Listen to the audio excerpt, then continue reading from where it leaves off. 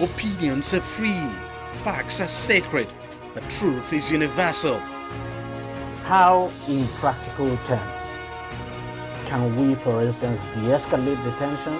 President must see himself as the President of the Federal Republic. We know where the enemy is. 3 places. The Lake Chad Basin, the border area between Nigeria and Cameroon, and then the Sambisa Forest. On TV360, we give you a complete dose of everything. Opinion, facts and undiluted truth. I hardly believe what politicians say in this part of the world. A new Nigeria is possible, a future is possible. We delve into the issues, dissect it so that you can understand it, use it to take action. I don't think there's any need for any governor to look for grant for ranching. TV360, dissecting the issues.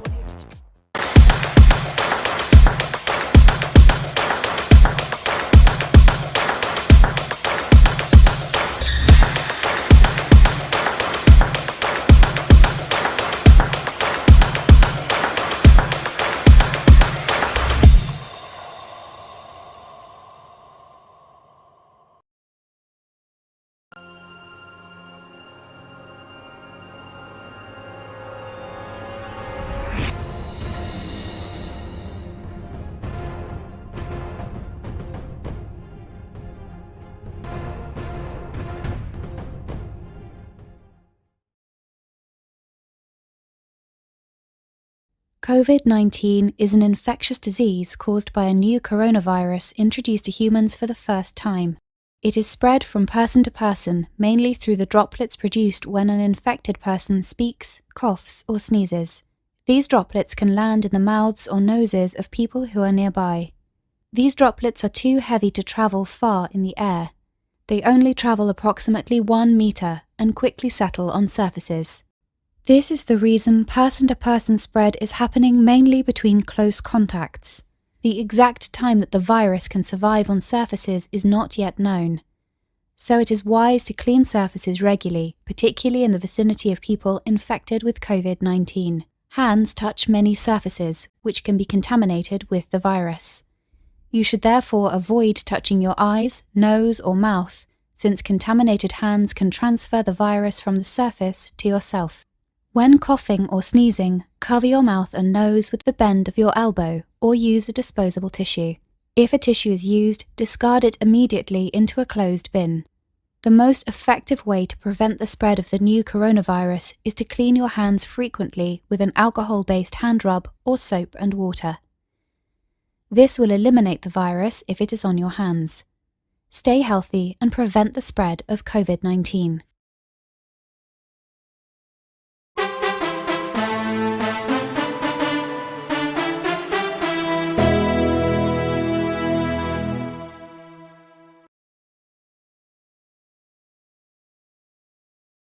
Disobedience to court is a very bad precedent by any government, as there is no society that can prosper through lawlessness. Buhari and the Whalers. 4 months after he was sworn in as president, President Buhari promised to abide by the rule of law and insisted that his government would not tolerate anybody undermining the rule of law. But, however, few months to the tail end of this administration, the president and his government has disobeyed more than 40 court orders, according to Dr. Kolawole Olaniyan, lawyer to Amnesty International. In August 2018, while declaring open the 58th Annual General Conference of the Nigerian Bar Association in Abuja, President Buhari shocked his audience when he attacked the rule of law by declaring that the right of Nigerians must always take a second place when national security and public interests are concerned. His Attorney General, Malemi, was also quoted to have said the rule of law is what the authorities or the government determine it to be. Only Nigeria. In 2015, just come with me on this journey, Sabo Dasuki, former national security advisor to former President Goodluck Jonathan, was charged for allegedly diverting 2.1 billion and illegal possession of firearms, $2.1 billion. Despite being granted bail on at least 6 different occasions by various courts, including the ECOWAS courts, President Buhari persistent refused to comply with order. His government and the DSS refused to comply with the order. Nigerians complained. The opposition kicked. Even as the economy, in spite of all of this, the economy was biting harder. But trust them, the APC and Buhari supporters called whoever complained a whaler and a beneficiary of corruption. The government and the SSS severally disobeyed court order of the Federal High Court in Abuja on Mazina Dikanu's bail and accessed by his legal team and family members, including the recent one by a 3-man panel of the Court of Appeal Abuja that ruled that Nnamdi Kanu's rendition from Kenya by the Nigerian government was illegal. Anybody that complained was labeled a bad loser, whaler, or even IPOB. Enza Zaki Uko, he was arrested by the military on December 14, 2015, after a clash between his child group and officers of the Nigerian Army, where at least 347 members of this group were killed. Trust, this is Nigeria. Nobody was prosecuted for the killing. Yet he was detained without trial for 17 months. His groups, as usual, took to the streets, mass protests. The opposition called on the government to comply with court orders granting him bail. Nigerians shouted that President Buhari was sliding into a full-blown dictator. But alas, the APC and Buhari supporters called whoever complained a whaler and insisted that Buhari was in order. In July 2016, the Supreme Court gave an order reaffirming the nullification of the 2006 controversial transfer of the aluminum smelting company Ascom to a Russian firm, despite the clear provisions of Section 287 of the Constitution of the Federal Republic of Nigeria that clearly states that all court's order and judgment must be obeyed by all and sundry. The Buhari administration once again disobeyed the court order, and whoever complained was called a whaler and a beneficiary of corruption. Trust Nigerians. How about my very good friend, brother, Omoyole Sowore, the publisher of Sahara Reporter? A former and current presidential aspirant was arrested by the DSS in August 2019. And despite a Federal High Court order granting him bail, the SSS bluntly refused to release him. When we complained, APC supporters, including those who once eulogized Sowore as a hero when he criticized government of Jonathan, suddenly said, Sowore won't say done too much. Buhari means well. Whalers are just complaining and making issues out of nothing. How about judges' houses that were invaded at midnight in a Gestapo-like manner in 2018? And the Chief Justice of the Federation was removed from office arbitrarily via an ex parte order because the government, of course, wasn't comfortable with his independent-mindedness. Lawyers, the media, and politicians were divided on the matter. But APC and Buhari supporters taunted anybody when complained. They say you be whaler or a beneficiary of corruption. That you're angry that Buhari has removed your hand from the cookie jar. In 2018, the Federal High Court in Abuja directed the federal government to set the debt limit as provided for by Section 42(1) of the Fiscal Responsibility Act 2007. The judgment was never obeyed, and those when complained were called whalers. In 2021, Justice Stephen Palm of the Federal High Court in Port Harcourt stopped the Federal Land Revenue FRS from collecting VAT, and held that it was constitutionally the role of state government to do so. Despite dismissing the application by the FRS for stay of execution pending appeal, the federal government never obeyed that order for one day. How about the court order by Justice Mohammed Idris of the Federal Court Abuja directing the federal government to publish details of the spending of recovered funds by successive governments since 1999. This order uncle entered voicemail and was never obeyed. If you talk about Navy Captain Dada Labinjo, who was allegedly detained in an underground detention facility by DIA in Abuja from September 12, 2018, despite the court order for his bail by his lawyer Femi Falana, the order was flouted and APC and Buhari supporters said anybody that complained was a whaler and didn't mean well for Nigeria. After all, in the eyes of APC then, Buhari can do no wrong. Now that Buhari has redesigned the Naira note and phased out the 500 Naira and 1,000 Naira note without regard to the Supreme Court order, requesting parties to maintain status quo or allow both old and new note to coexist, pending the determination of a matter submitted for adjudication. That's Supreme Court. The table has turned 360. And like in 2018 and 2019 on the Chief Justice matter, the lawyers, the media, politicians, and Nigerians are divided on the matter. Well, depending on the political party they belong to.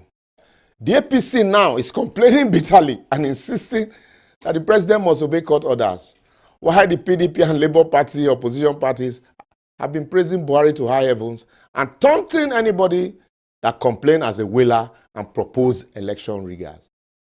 As you now hear, the bushmeat don't catch the hunter. There's protests everywhere across the country. The economy is dwindling and things are getting harder. The hitherto whalers are now the hailers, while the real hailers have been turned into the whalers. I will therefore advocate, in democracy where the constitution is supreme and responsibility are clearly spelled out, in order for the constitution to work, you must have law-abiding people and a government willing to obey the constitution, and a people ready and willing to hold the government accountable, irrespective of party loyalty or affiliation. When you encourage your government to disobey court order because it doesn't affect you, or because it affects you, it favors you, you are indirectly setting a precedent that encourages impunity and will eventually snowball into anarchy and dictatorship. By that time, just pray that country go every day for you to govern. Well, this will be a good place to rest this matter for now. Until next week, kindly follow us on all our social media platforms shown on your screen. And remember, as you go out to the polls, please, I beg of you, remain peaceful. Support your candidate. Don't be intimidated and don't intimidate others. Politicians won't die for you. So remain alive to live your life. See you next week.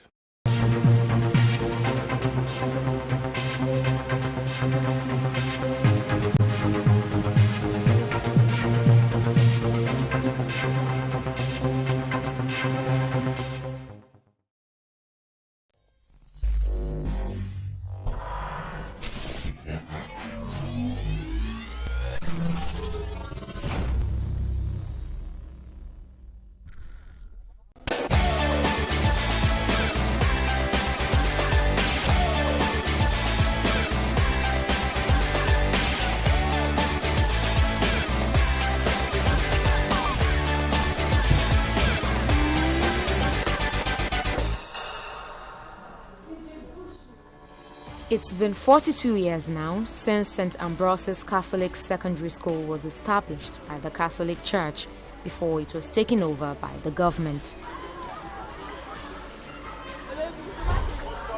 Several students have passed through the four walls of the school, just as several administrative staff have come and gone. But the one thing that has remained largely unchanged is the infrastructure and teaching facilities in the school.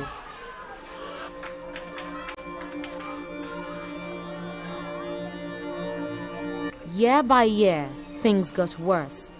Classroom buildings began giving way. The classrooms themselves became inconducive for both teaching and learning. Things were literally in an abject state. We have been managing teaching even when the rain is falling, the rain will be falling inside the classroom. We cannot abandon teaching. At times we mass students together when there is no conducive classroom.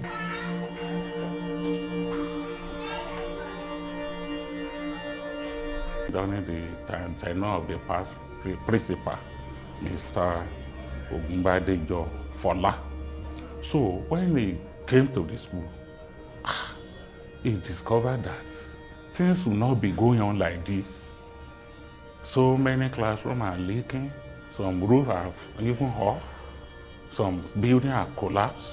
The parents are not able to do anything concerning it. So we be folding and then every year, the roofing have been taking away a lot of money. So he now decided to go spiritual by calling upon God. So every Thursday of every month, we used to gather together, spending 30 minutes, calling upon God. So we look for the names of some old students. We got the name from one of the old students called KK. We wrote their name on the pieces of paper. During the prayer time, we raised the name up. God to compel them to come. Either by divine intervention or mere coincidence, something happened. One of the old students of the school decided to pay a visit. Multiple award-winning journalist Deji Bademosi graduated from the school 26 years ago as the senior prefect of the 1994 set. I went there to do a story on the dilapidated state of the school. And there's a project we're actually doing, a project that I'm actually doing, known as Track Nigeria, being supported by the MacArthur Foundation. So the whole idea for me initially was to go there and highlight the dilapidated state of the school so that I could call the attention of the government to the situation there and to see if the government could at least come in there to help address the infrastructural problem there. But you know, when I got there, and because that's the school I actually attended myself, I was touched. And you know, I just felt, rather than just tell the story and wait for the government to do something, that at least I could do something to help.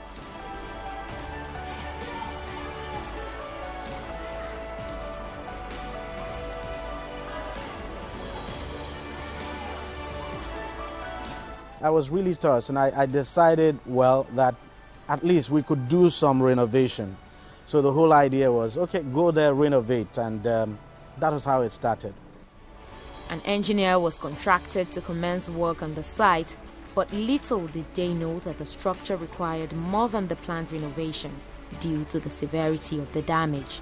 When I got there, all the foundation was already above the ground level, meaning that you can even be seeing the foundation footing already outside exposed, which anything can happen. The building can collapse at any time.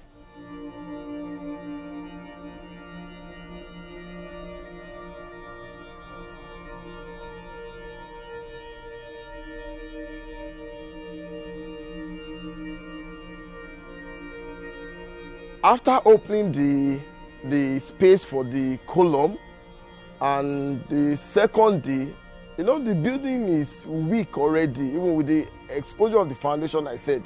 So one side of the classroom gave way immediately.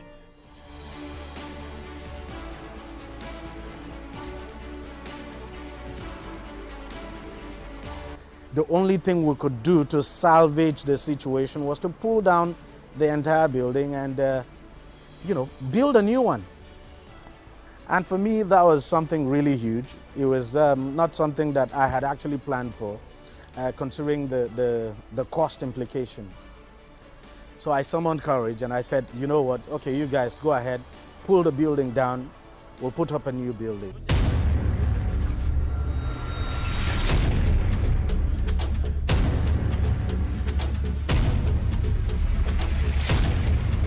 It was a tough decision, but certainly worth it.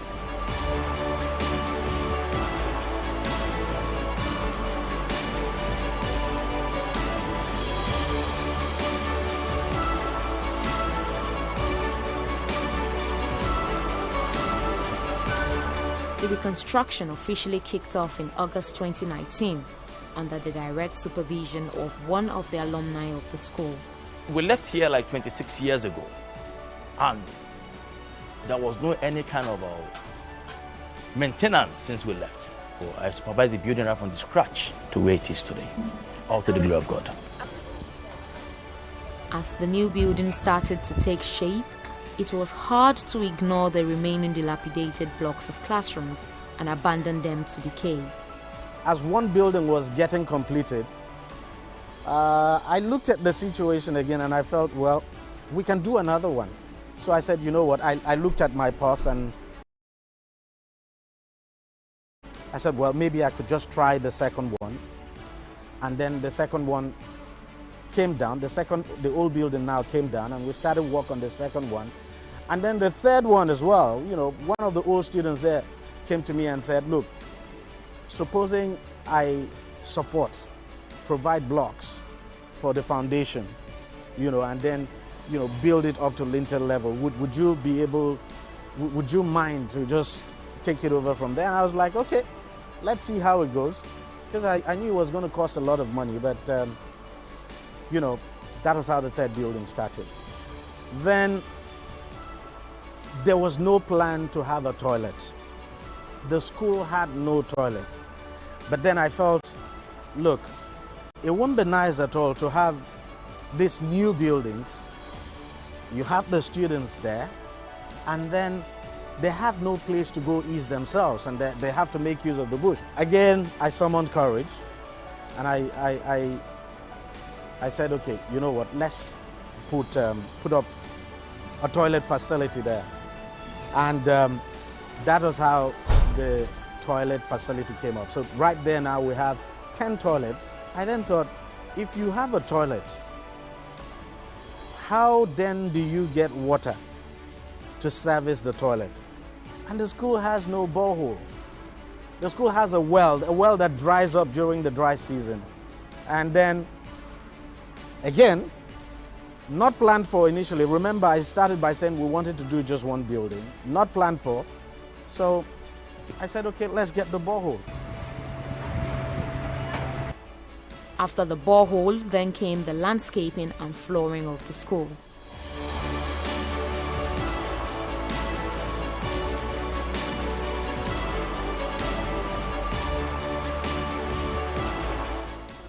As the school continued to get a facelift, it was almost unbelievable for staff and students who watched their wish become a reality. It's a thing of joy to me. But on a daily basis, when I come to school, I have to look down and see the buildings, which is not common, it's one in town. I was made to know that there is no school that is having this type of building. No school. Is it the restroom? Is it the classroom? Is it the offices? Is it the type of furniture there? It is second to none, I must confess, and I'm very happy. In fact, about 5 teachers called me, sir, how can I get my transfer to your school?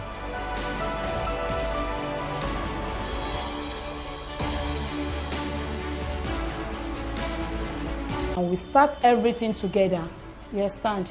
The foundation, the building, the roofing, the plastering, the painting, and everything. I was there with them, being one of the host students. By the time our students see what is going on in the school, they were all happy. You understand? By the time we want to do little works there, I have to call them. This is your class. You are going to use this class. So what can you people do for us? And they were happy in helping us. Packing sand, gravel, you know, all these things, little things that they can do with joy. You know, in fact, they were happy doing it for us, being their school. And I believe by the time we are going for a new section now, we are going to have more students.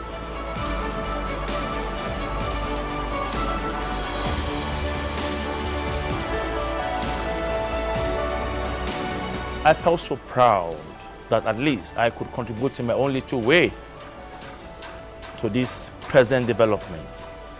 This project is single-handedly done by one person, a God-sent person, who is not a politician. He doesn't get free money from anywhere. He works hard to get his money, and he's not investing for any profit. Like I asked Deji, Because we say, bro, what are you even doing this for? He said, Maurice, I'm doing it for God and for humanity's sake. That look, I don't need all these students for anything in my life. I don't need them to survive. I don't need them to get to any position. But someday, my children might need them. It's a very good thing. It's really done well. I feel so proud to be part of 94 set.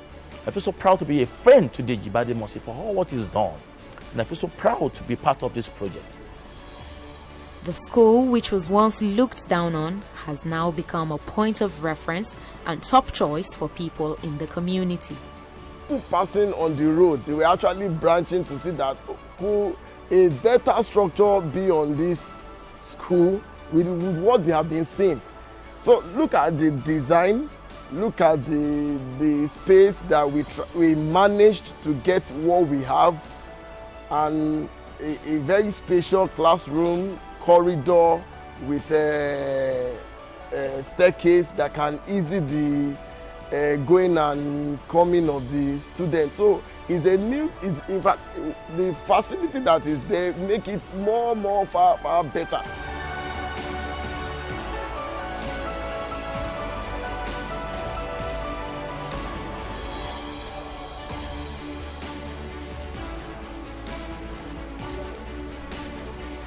The only thing that makes me happy is that these students will now learn in a good environment. And this will also enhance their quick grasp of whatever has been taught in school, makes them relax. You are safe. They feel safe now. I think the last time we went there, we saw the building. I couldn't imagine how they could understand what the teacher is saying. But one, you're not sitting well. You're either standing and you're receiving your lecture, or you're sitting with somebody. But with what we have on ground, I think the student will be happy, will learn well in that good environment.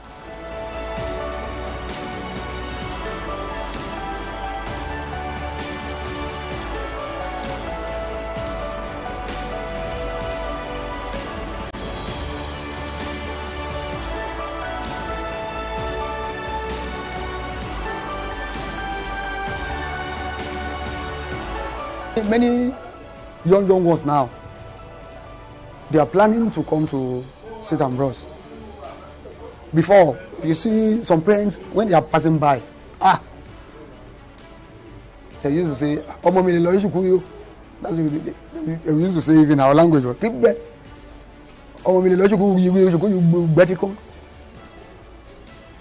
I myself then, I cannot say this is my school. But now, I can boast. This is the school I passed out from. So I'm very, very happy, and I'm using this medium to thank Deji Badimosi for what he has done for our school. He rebuilt our school, and God will rebuild his life. With the junior classes, also referred to as downhill, now wearing a new look, the school authority, in addition to their great show of appreciation, are appealing for the extension of this gesture to the senior secondary classes of the school as well. Permit me to ask like an Oliver twist. If this structure could continue to the senior section, it will be very good. Not as somebody living in a modern building, coming to a leaking classroom, a classroom where there's no fan, a classroom where there's no, in fact, dusty, stinking, rotten chairs. The chalkboard is even not good. It will not be so good. Permit me to tell you that we don't have laboratories in the school. Every classroom in this school is leaking. It's dusty, smelling. I'm sorry I'm using these words. But if you care to look at them, you will not like them. So will it be for a student that is graduating from junior section to senior section? It will be demoralizing. For the man who has single-handedly done all of these, his primary goal is to pass a strong message across to the government, old students, and the general public. My hope and intention is that when the government or the governor, if the governor comes to commission this, that when he comes, he would at least see what an old student has done. And then that could serve as some kind of motivation for the government now to do something. And not just for the government now to do something, but also important for other old students to take a cue. I mean, those who have, been blessed to at least take a cue. And what I tell people is, I'm not a rich person, I'm not rich. It cost me so much. And, but you really don't have to be rich to do certain things. So as an old student, even if it's just a block or two you're able to contribute, that would go a long way. And also very important is that, people have always said journalists always take, they don't give. And this is to disprove that journalists we don't just report situations. So sometimes, journalism could make you do some very unexpected things.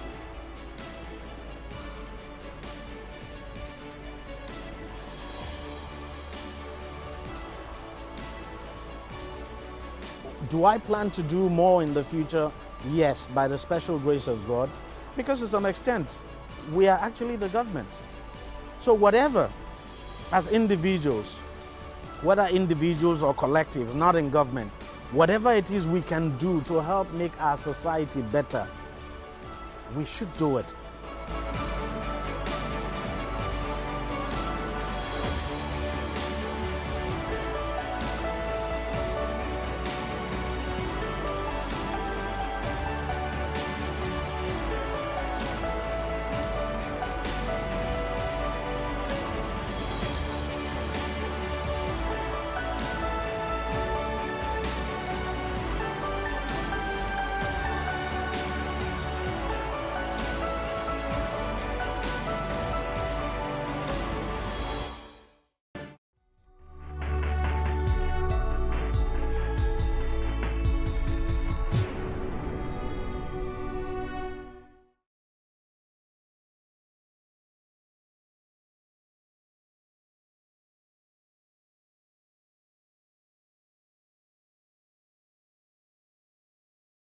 Our ability to participate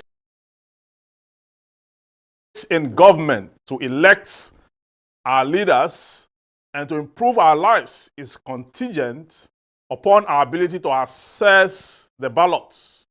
We know in our hearts of hearts that voting is a sacred right, the fund from which all other right flows. Ndokwa decides. Ndokwa, as you get to the polls this weekend to exercise your franchise, remember where you are coming from. Remember the past and the treacherous condition you have been forced into by your leaders, who by all stretch of imagination has shown you a lack of representation. You know, amongst the politicians jostling for power, the ones whom you have donated your allegiance to in the past, and how they were unable to give you the kind of representation that you deserve. So you didn't see the actualization of the dividend of democracy, nor a practical manifestation of good governance. This week, don't vote for these non-performing politicians. They will go there with the same attitude, same failure, and lack of creativity. We cannot continue to make these mistakes year in, year out. The only way we can put these folks behind us is to stop them at the polls. We must kill the mosquito that bites the slave, because we have no guarantee that if it sees the bottom of the king, it will not do the same. When you vote, ensure that you go through the beavers process. If anyone tells you to go vote without the beavers validation process, say no. If you do, your vote will not count. There will be overvoting in that polling unit, and the result therein will be cancelled. Do not allow people working for the opposition to lure you into actions that may invalidate your vote. Don't sell your vote at the polls. People will come around and offer you money as gratification to sell your vote for their candidates. Ignore them. Whoever sells or commercializes his franchise is breaking the law and will be prosecuted once caught doing so. The said person attracts curses to his own soul, and the consequences and spiritual implications are far-reaching. Vote according to the dictates of your conscience. The polling unit is in your constituency and community belongs to you, and you should decide what happens there. Do not allow anyone or a group of persons to come there and disrupt the system and or decide what happens there. You must submit to orderliness and the rule of law as you assemble to exercise your civic responsibilities. Voting is a civil sacrament. Remember, don't vote for the enemies of Ndokwa. There are many of them on the ballot parading themselves as party flag bearers. Ignore them. Do not allow evil to gain control of the polls in Ndokwa land. Identify your choice carefully on the ballot paper. The name and the logo of the political party are there in alphabetical order. The names and passports of the candidates are not on the ballot paper, remember. Only the names and logos of the political parties you will find. Ndokwa, ngwajeni kuno posao, umweza funa ofia. Ejeru no, ishagware. I shall go to Rabbi again.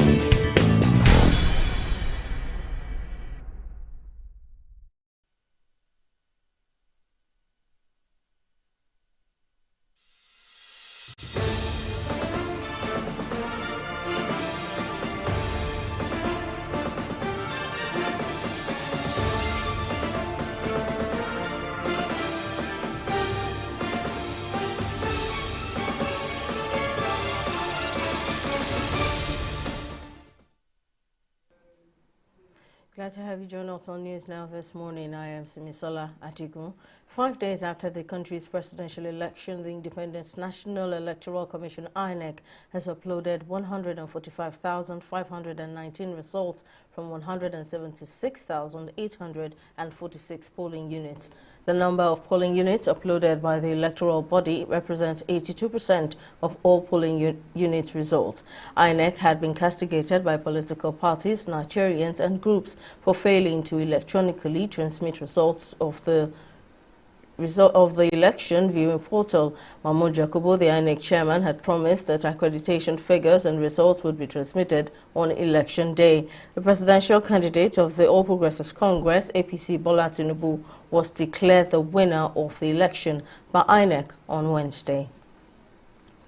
The apex leader of Indigo in the All Progressives Congress APC in Lagos State, Joe Igbokwe, has appealed to Igbo in Lagos State to vote en masse for the state governor Bola Babajide Sanwo-Olu and other APC candidates in the forthcoming governorship and House of Assembly elections on March 11.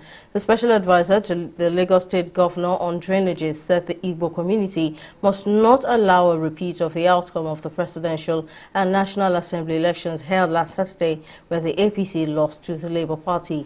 He added that there was a need to improve on the performance and give their best in the state and House of Assembly elections and ensure they deliver their base for the APC in March 11, 2023 election.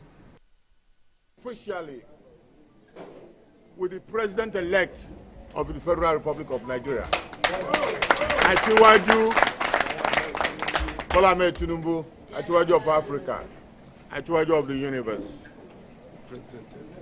the President-elect of the Federal Republic of Nigeria. Also want to appreciate and salute the courage of other contestants, especially Atiku Abubakar, Elijah Atiku Abubakar, and our son, Mr. Peter Obi, of Labour Party, and of course, Atiku of PDP. Want to appreciate God for a peaceful election. A lot went on the ground to prepare for the events proper, and we thank God that it did not degenerate into a crisis. And today, we have our president-elect, and it's official now. 11th of March, we want to appeal to you to come out en masse to support our own governor, Governor Babajide Sanwo-Olu. Lagos have been home for all of us, and let us support continuity. Let us support continuity. You cannot bring somebody who is just coming in. Lagos is not a place you can just bring anybody, a first-timer, to come and rule. Coming that 11th March, tell our brothers and sisters that continuity is what we are for. Let us vote Sanwo-Olu and Hamzat. Former Nigerian military President General Ibrahim Badamasi Babangida has congratulated Bola Tinubu on his election as President of the Federal Republic of Nigeria. In a statement issued by his media office, IBB said he is proud to be identified and commended INEC for midwifing an election which he said would lead to a new Nigeria. Babangida also commended Nigerians for coming out en masse to exercise their voting rights and electing someone like Tinubu as the next president, while urging them to join hands with him in the business of preparing the nation. The United States has congratulated Nigeria on the election of the ruling party presidential candidate Bola Tinubu, while calling for calm amid accusations of voter fraud and concerns over technical glitches. The Price acknowledged the discontent among some Nigerians over the validity of the results, as at least one opposition figure has promised to dispute the outcome. He said Nigerians are clearly within their rights to have such concerns and should have high expectations for the electoral process, and called on all parties to refrain from violent or inflammatory rhetoric at this critical time. The Economic Community of West African States, ECOWAS, has said stakeholders must ensure peace and sustain by attending all grievances following the Constitution. Mbalo made the call, conveying a congratulatory message to President-elect Bola Tinubu in a statement on Wednesday. Earlier, the ECOWAS had, through its electoral observation team, listed violence, ballot snatching, and beavers device snatching as some of the challenges that affected the efficiency of Saturday's polls in The Labour Party has said it will challenge Saturday's presidential results, which it said was marred by technical and staff problems that saw voting delayed by a day or more at some polling stations. The party's deputy vice presidential candidate said this when he met with journalists and supporters on Wednesday afternoon, hours after the Electoral Commission declared Bola Ahmed Tinubu, the candidate of the ruling APC, as the winner of Saturday's election. Although Labour's presidential candidate Peter Obi did not attend Wednesday's meeting, but his deputy told reporters that he and Obi will approach the court. It is our position that the purported result did not meet the minimum criteria of a transparent, free and fair election. In addition to the most condemnable attacks, violence, voter intimidation and suppression, the election was conducted in clear violation of agreed and promised INEC rules. Please be assured of our determination to fight the injustice that have been perpetrated on Nigerians through all legal and peaceful means. While painful, we implore you all to please remain peaceful and calm, as our fight and determination for a new Nigeria is just beginning. Yeah. The Justice Development and Peace Group JDPC and the Lagos Community Life Project / Reclaim Niger has scored INEC low in the overall electoral process of Saturday's presidential elections. The group made this known at its interim report presentation on Wednesday. While condemning various acts of violence recorded in some areas, the Executive Director, Community Life Project / Reclaim Niger, Ngozi Iwere, who spoke against voter apathy, urged citizens to go ahead to perform their civic obligation in the forthcoming governorship election. On his part, the Director, Justice Development and Peace at the JDPC of Lagos, Raymond Anolefo, asked aggrieved parties to use legally established channels to seek recourse. Is to carry out voter education. Is also to look at areas where INEC has lapses. And if we can come in and cover those lapses, we do. So if you notice in our report, we acknowledge the role of development partners who provided material support, to see that INEC is as efficient as it can be. On the part of my organization, Community Life Project CLP, we supported INEC to set up facilities for the INEC Citizen Contact Center, IC facilities. As we speak, those facilities are in the International Conference Center where they are taking, INEC is there taking collations. And what it was meant to do, we observed almost at the late hour that facility was not on ground. INEC was supposed to have it up and running. Also, the Beavers did very well with regards to accreditation of voters. The Beavers did very well. The INEC officials or the ad hoc staff, the polling officials, I think a lot of work needs to be done with regards to logistics, deployment of logistics, punctuality. Right across the country, they were not particularly very punctual. And I think it also affected the start of the election and also the completion of the election. And then going forward, we also hope that all of these areas that have been highlighted are the issue of the failure of the beavers, which INEC has told us they are, trying to take care of that, so that it doesn't occur again. The issue of insecurity, the issue of voter harassment and destruction of electoral materials during this last election. We are also hoping that enough lessons have been learned and that the authority will act more forcefully and firmly and decisively to ensure that some of the issues that blighted this general election, presidential election, will not rear their ugly heads. The majority leader of the House of Representatives, Al-Hassan Ado Dogowa, has been arrested by the police for allegedly being involved in the killing of 3 individuals. Dogowa, who represents Dogowa Tundumwada Federal Constituency of Kano State, is a member of the ruling All Progressives Congress, APC. Police authorities confirmed the arrest on Wednesday, revealing that Dogowa was apprehended at the Malam Aminu Kano International Airport. According to reports, the lawmaker is suspected of leading an attack on the Independent National Electoral Commission (INEC) office in his constituency, which resulted in the death of 6 people. It was alleged that the INEC official declared Dogowa the winner of the election at gunpoint. The police public relations officer in the state command, Abdullahi Haruna Kiyawa, who confirmed the arrest to journalists, said Dogowa is currently in custody and the investigation is ongoing. We'll go on a short break here and come back with COVID updates. Stay with us.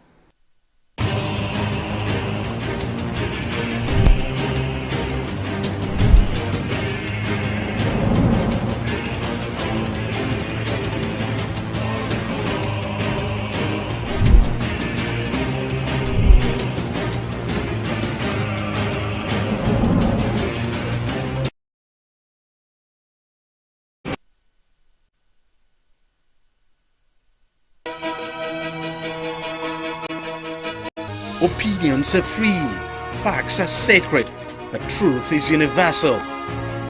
How, in practical terms, can we, for instance, de-escalate the tension?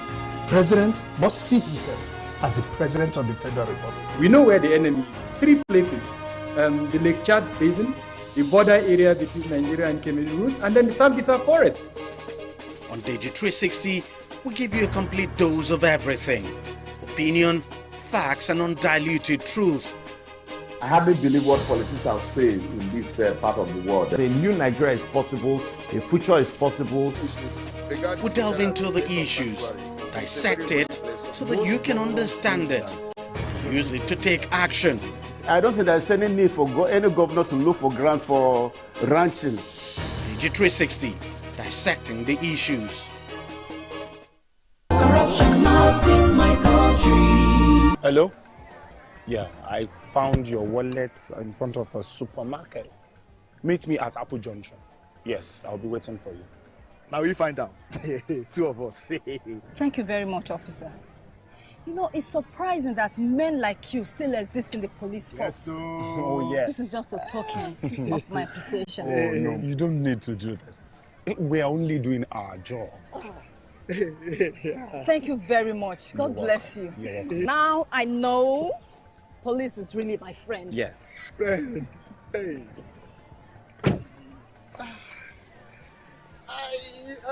Which came up with this one? I don't understand. You know your problem. You are greedy. I'm a policeman who is doing his job. All forms of corruption in the force. Not in my country. Corruption not in my country. Welcome back. Now, in case you missed any of our news bulletins or for more updates, you can catch us on Limex World TV or log on to our website on www.tv360nigeria.com. You can also follow us on our social media platforms on Twitter, Instagram and YouTube at TV360 Nigeria. On Facebook, we're at TV360 Online.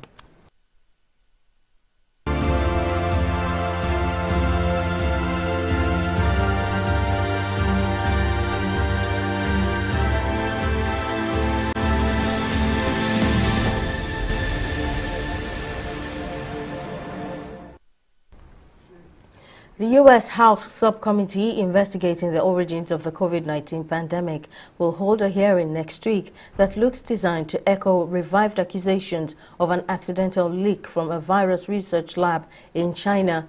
The Select Subcommittee on the Coronavirus Pandemic said that its March 8 hearing will feature Dr. Robert Redfield, the former director of the U.S. Centers for Disease Control and Prevention. House Republicans scheduled the hearing in the wake of news reports that the Energy Department now believes with low confidence that the COVID pandemic began with an unintentional lab leak in Wuhan, China. South Africa's Department of Health has said it is not planning to buy the COVID bivalent vaccine boosters specifically tailored to target Omicron variants soon. Instead, citizens will continue to be offered the Pfizer, BioNTech and Johnson & Johnson booster doses. The bivalent boosters include a component of the original COVID-19 strain to provide broad protection and a component of the Omicron variant to target subvariants. South Africans over 60 years of age and who have other ailments are urged to get their booster shots. South Africa was the hardest hit country in Africa with over 4 million reported cases and 103,000 deaths.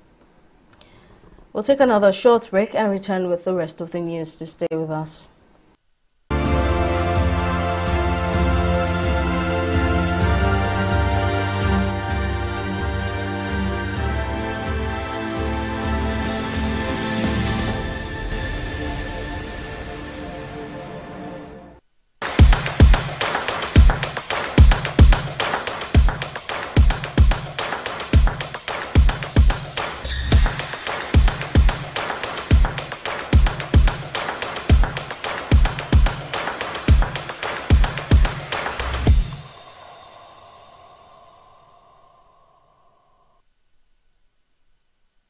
In the last 3 years, we have built a multi-purpose center, which is the envy of all in our constituency. And I can tell you that the people who are living there are already enjoying it. Guy, do you think what this man just said is true? See, I seriously doubt. I'm sure it's one of those their silly lies. Wait, do you know there's a way to find out if these things he's saying is true or not? This is the Construct app. It gives people like us a sure way to track implementation of constituency projects. It gives valid and verified information on location of projects, amounts allocated, amount funded, the level of job done, and even the profiles of concerned legislators. You and I can post directly on this app. Are you serious? This is the Go-To app if you want to know how our Commonwealth is being expanded by the government. Wow. Let's even see if what this man said is true. Show me. The Construct app is developed by Other People Nigeria with support from USAID and is available on both Google Play Store and Apple Store. And it's true.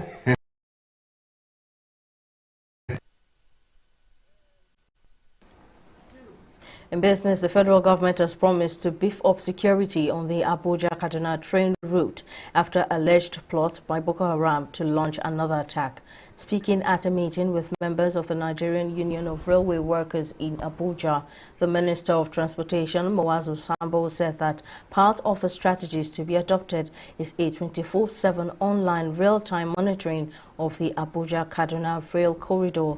He added that there will be armed, uniformed and plainclothes security operatives on board the train, while trained police personnel would also be stationed at all the stations along the Abuja-Kaduna corridor, alongside a response team. The National Emergency Management Agency, NEMA, says Nigeria will experience severe flooding in 2023, as indicated by predictions from responsible agencies. The Director General of NEMA, Mustafa Ahmed, spoke at an experts technical training on climate disaster preparedness held in Abuja on Wednesday. Ahmed said the seasonal climate predictions and annual flood outlook released by the Nigerian Meteorological Agency, NIMET, and the Nigerian Hydrological Services Agency should be acted upon. He said the flood disaster in 2022 was a wake-up call for emergency responders, adding that the agency would spread early warning messages to state and local government areas as well as the Federal Capital Territory, FCT. In international stories, Vietnam's National Assembly has named Vo Van Thuong as the country's new president in a reshuffle of the country's top leadership amid a sweeping anti-graft campaign. Lawmakers elected Thuong after the ruling Communist Party nominated him on Wednesday as president. He was elected with 98.38% of the vote, according to the parliament's online portal. Thuong's confirmation as president of the one-party state follows the sudden resignation in January of his predecessor, who the party blamed for violations and wrongdoing by officials under his control. In sports, Cristiano Ronaldo has been named the Saudi Pro League's Player of the Month for the first time following a superb February for Al Nassr. The Portuguese superstar, who left Manchester United on mutual consent to sign for the Riyadh club in late December, scored 8 times and registered 2 assists across 4 matches.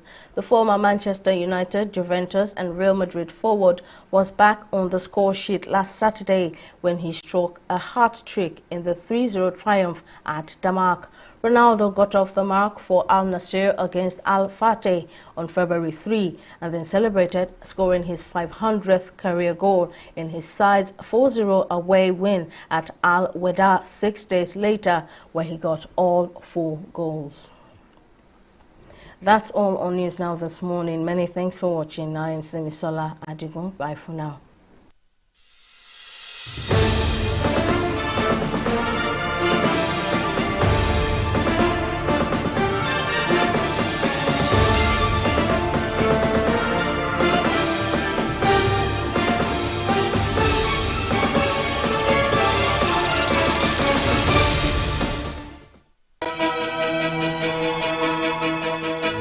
Opinions are free, facts are sacred, the truth is universal. How, in practical terms, can we, for instance, de-escalate the tension? President must see himself as the president of the Federal Republic. We know where the enemy is. 3 places. The Lake Chad Basin, the border area between Nigeria and Cameroon, and then the Sambisa Forest. On TV360, we give you a complete dose of everything. Opinion, facts and undiluted truth. I hardly believe what politicians say in this part of the world. A new Nigeria is possible, a future is possible. We delve into the issues, dissect it so that you can understand it, use it to take action. I don't think there's any need for any governor to look for grant for ranching. TV360, dissecting the issues.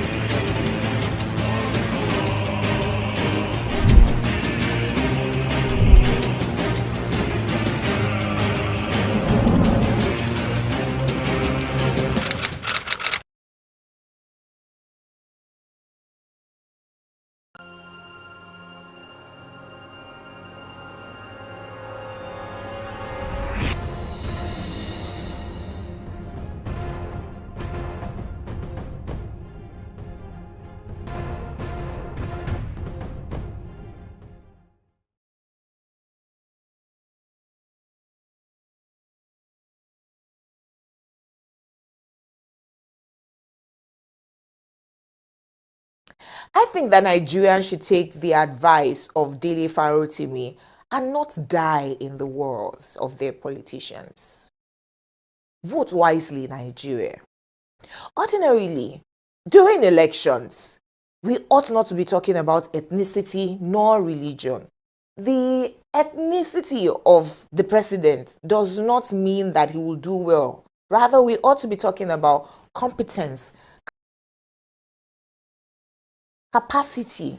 We ought not to be talking of age even if the people who show up to be elected to be president are people who are capable. But we know that in Nigerian elections, anything goes. Also, religion ought not to even be a part of our conversation.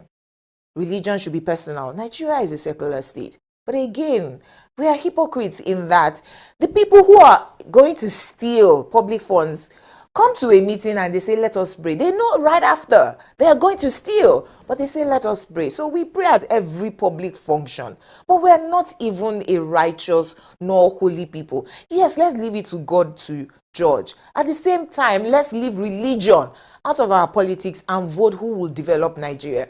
So I will repeat myself, vote wisely, Nigeria. Today, I've come to talk about the elections. Please, if you see violence, rather than get involved, record it and report it on your Flag It app. Go to your polling unit early enough. hold your water, your umbrella if you want.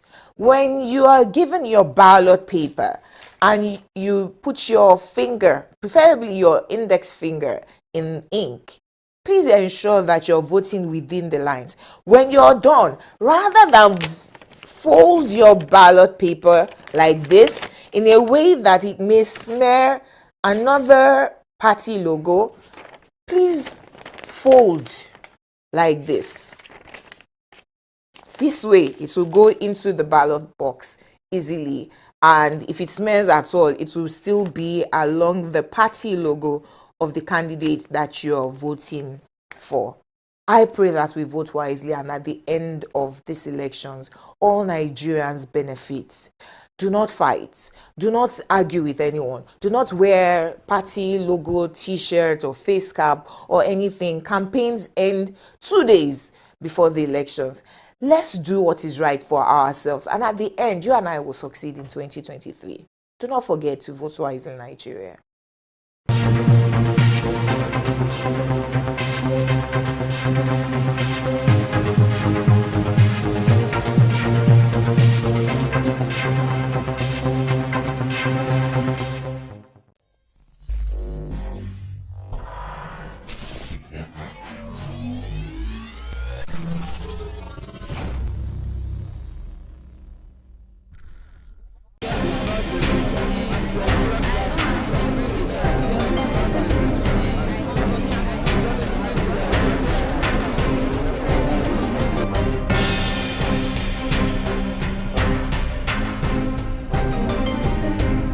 I met a friend on Facebook, a Zambian precisely, so we talked about migration, that's me coming over to Zambia for a good job. So I was into fumigation and clothes selling, mobile sales before I left. So when the thought came of relocating to Zambia, when I checked the economy of both countries, I found out that Zambia, though small, but their currency is quite better than Nigeria. Applied for visa, my visa was granted, I purchased my tickets, and then I left. I flew through Kenya Airline. That was on the 1st of June. I arrived Zambia on the 2nd. And then I called this my friend, and I told him I'm in Zambia. So where I was, he moved me to another lodge, a hotel. And that was where I was assaulted by him. He was even dragging my passport. He wanted to get my passport, my yellow fever vaccine card. But because I hid it very far, he couldn't get access to it. He tore my bag, went away with my BTA. It's $885, and then I didn't see him. He absconded. When he left, he didn't pay the hotel bills. He had gone with my money. I couldn't find my money in my luggage. So when I noticed that things were not what we actually planned, I had to become friends with a gardener boy in that hotel. So that previous night, I was asked to move out of the hotel because he didn't pay the bills. But I noticed that he and the receptionist were in good accordance, So I tried asking the receptionist, did that man tell you he was going to come back? He said no, and he's owing for a night, that I can't stay in that hotel. So they had to seize my luggage, seize my properties. I had to look for where to sleep. So that fateful night, I slept in an abandoned vehicle where I was almost gang raped by 3 guys. I had to start this Nigerian movie. I'm with HIV, I'm with this, I'm with that, So you want to, sleep with me and all that. So they made away with my travel documents, my return tickets and all that. They thought it was an envelope of money.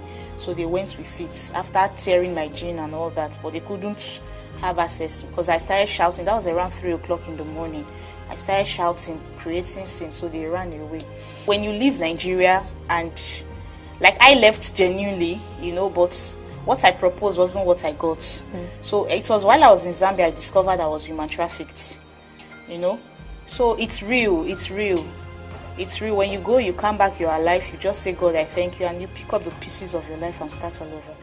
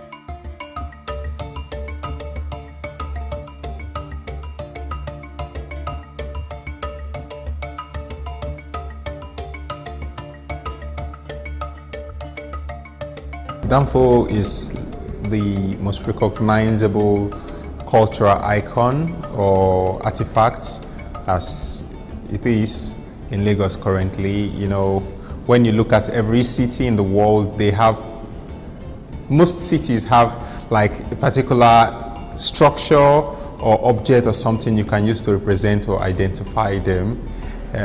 Lagos has quite a number of artifacts, but I think and I believe Danfo is like an outstanding cultural artifact that once you put it, it symbolizes Lagos, and everybody who knows Lagos can easily recognize Lagos with the Danfo. So I feel it's the best thing to do by using Danfo to create my art, or using it as my major means of telling my artistic stories.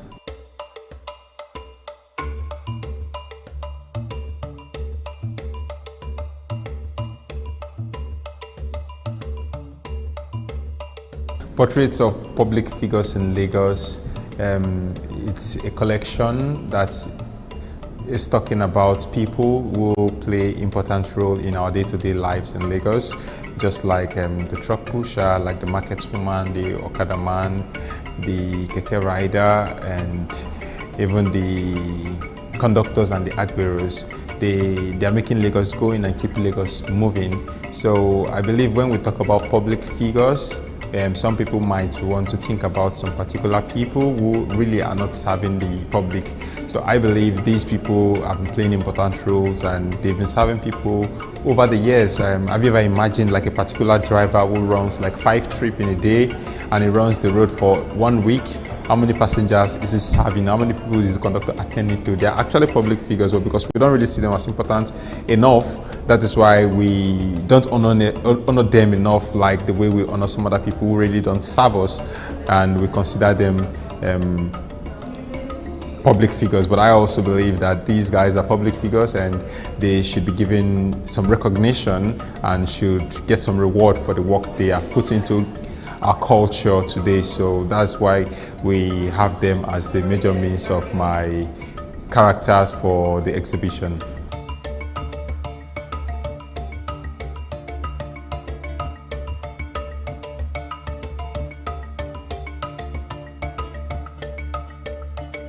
I want to believe minimalism is a reflection of my personality, because every artist sort of is representing himself or herself, and it's the way you behave, the way you think, the way you do things, and the way you love things. That's how you will create your own art. So your artwork is just like a reflection of your personality. So it's just an expression or an extension of you.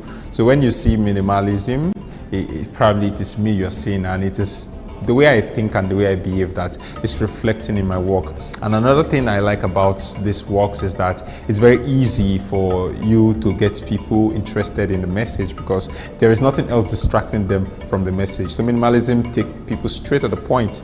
So once they see just one line, there must be something about it, and that is all we are trying to decode. And it makes more sense instead of clouding a painting or a drawing or an artwork with so many other unnecessary subject matter.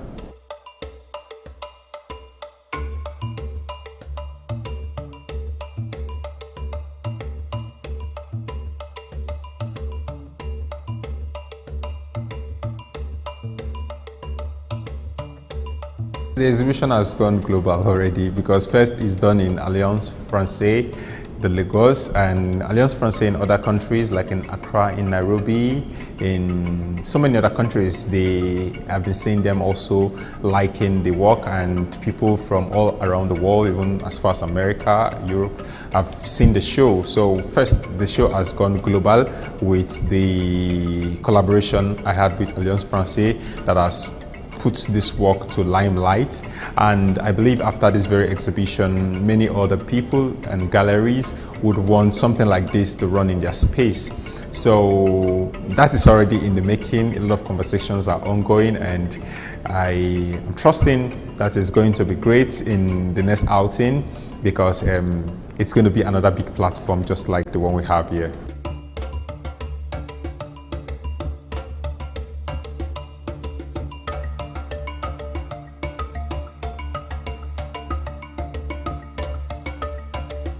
For these works in this particular exhibition, they are all paintings, and the paintings were done with acrylic on canvas. And so basically it's acrylic on canvas I used for this work, although I work with so many other materials, like I do digital creation sometimes, and I print on canvas as well.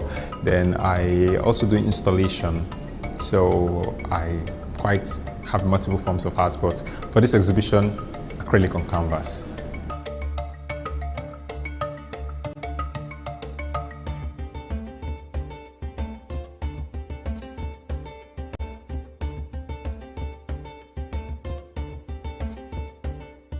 Yeah, there are a lot of VIP downfall buses on the streets. If you would have noticed, like sometimes they write VIP.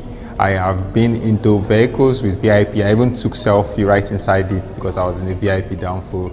So automatically, I want to believe it's a VIP driver. The passengers are also very important people. But conductor basically is a very important person in the downfall bus because it's more like the accountant, it's more like the HR person, is still the PR person. So I think I'm just trying to put some respect or trying to give some honor to the functions or the duties of a conductor who administrates the downfall bus. So that is why I created the VIP conductor after creating the fine boy conductor. Yeah, the fine boy conductor should just probably refer to like a fashionista, but in this case, it's just trying to show a little bit importance that is needed to be accorded to the conductor. And I have never included blue on a painting that has to do with Agbero conductor before. And blue, for me, it's a bit royal. And putting it on this painting is just because I'm trying to honor a few conductors that I would have entered their buses and appreciated the way they were managing the transport bus. Some of them are very good entertainers as well. So that's why I have a VIP conductor here.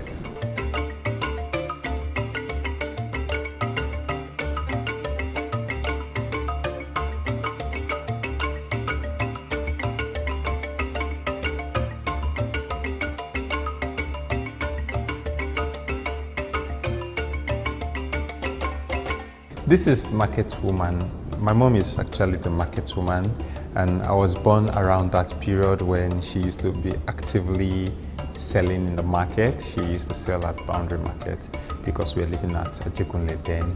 So right in this painting, I depicted myself and her, like I'm the one at her back, and she's carrying me like she would carry me to everywhere when I was young as a child. And I tried creating a design of a wrapper with the tomatoes and pepper she used to sell. So that's why you have the circles of orange, yellowish, reddish kind of colors, which shows pepper tomatoes. And right here I depicted like the yellow and black nylon that they use in selling in the market. Although it could also serve like a downfall because she probably would be entering downfall too at that point in time. So I just try to create a story that will show the everyday experience the regular market woman goes through. They leave the house very early in the morning, sometimes around 4, 5, even with babies like me when I was small.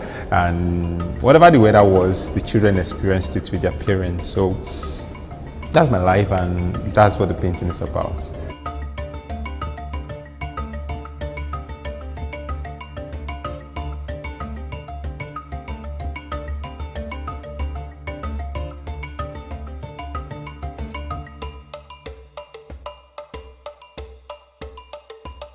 Yeah, right at my left is Fine Boy Conductor. It's one of my favorite pieces from year 2020, and I think it's quite a very popular and loved piece because I knew I used it to apply for Artex Review back then, and I was selected for it because I think the work speaks volume.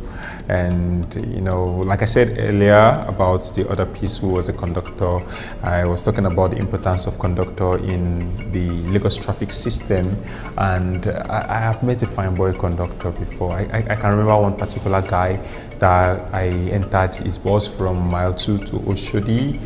He sounded like a graduate because his English was very polished and he looked quite neat and good, and I just felt like, yeah, their conductors were also fine boy, and probably situations around us in Lagos or life, or since some of us don't have opportunities to get what we want, some people might just choose to do that in the meantime. So it's just a thing of recognizing those people who want to genuinely make their life or make ends meet for themselves. So you could find some fine boy conductor, and I think they deserve some honor and some respect as well.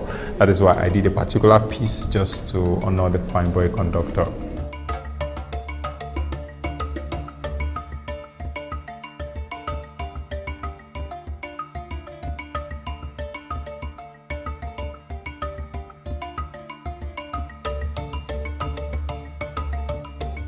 I have another of my beautiful pieces, and it's the Danfo driver. And I think Danfo to me suggests speed a lot of time, and capturing speed in art is not really easy because the art is static and it's still is just there. But I think I tried showing the speed in the body of the driver himself by showing some kind of cut lines, which you could also connect to the way they designed Danfo buses. But another thing I have known about the Danfo drivers is the hardship of the road and the people they are dealing with. They have to have a different kind of high, and their eyes are red because they have to deliver. So I have just tried capturing all these plenty stories and events that happen on the daily basis in the Danfo driver's life in this small painting. And I also try showing the Danfo bus with the yellow colors and the black line down here. So basically, if you want me to begin to explain color again, I could tell you that, like, you know, they have some kind of hopes and beliefs and a future for their business or for whatever they're doing. So like you can see, I have a different color that is not common in the Danfo scheme, just to show that aspiration or desire for something more beautiful that could come out of all these experiences. I knew I also met a driver who, not a Danfo driver actually, but a driver who was telling me that he's believing that someday he's going to carry somebody in his vehicle and they will be able to discuss about things in life and the person could change his life. So he has very, very positive expectation about the work he's doing, irrespective of being there. He believes there's something better for him out there, but he believes the person who is going to make the difference could be one of the passengers that will patronize him. So I just think I would encourage Danfo drivers to keep the hopes alive if they have hope. For those who are losing hope, I'm encouraging you to have hope, because there is hope, and once we keep the hope alive, the difference will be made in our lives.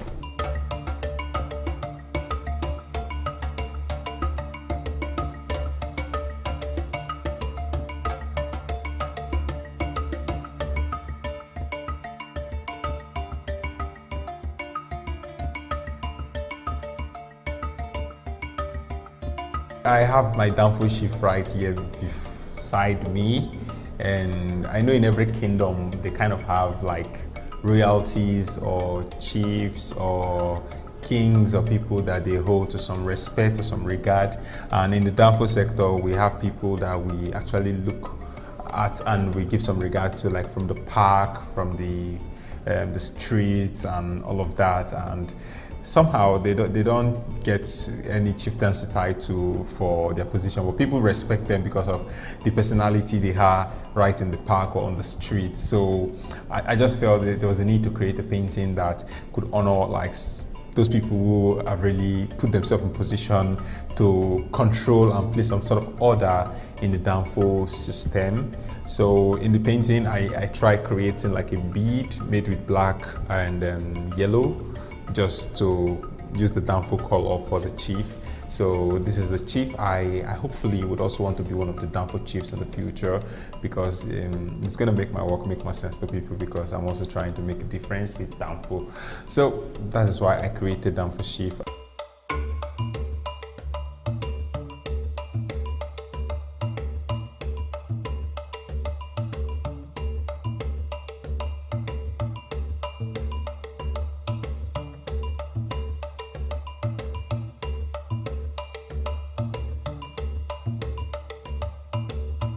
For those of us who patronize Danfo buses, we have met different people inside the bus, and we know one of those popular characters I have personally encountered are those fashionistas or those slave mama, as we call them, and you may never believe some of them enter Danfo buses because of the way they carry themselves. They could enter a Danfo bus to a journey, like they started the journey with a Danfo bus, but they end up entering maybe like a ride or a drop later, and they don't want to create the impression or give anybody the impression that they patronize Danfo. And I think what I want to do is to get us to talk about that story, about those kind of people. And so that is why I did the yellow CC, and the yellow just resonates with the color of the Danfo. So she's the Danfo CC, and she's more or less like every other passenger, but she wouldn't want to be associated with Danfo. But I am saying, babe, I saw you in the Danfo bus.